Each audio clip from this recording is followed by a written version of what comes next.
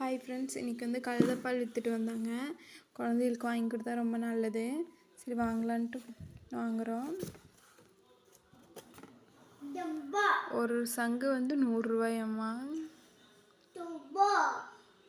ஒரு சங்கு 100 ரூபா.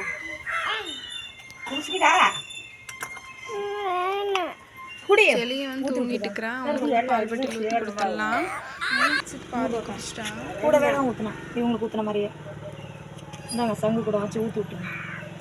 2 டைம் கொடுக்கலாங்க. 5 டைம் கொடுக்கலாம். பெரியவங்களை 6 வரையும் குடிக்கலாம். நீங்கள் குடிக்கலாம். இந்த குடிச்சுக்கோ.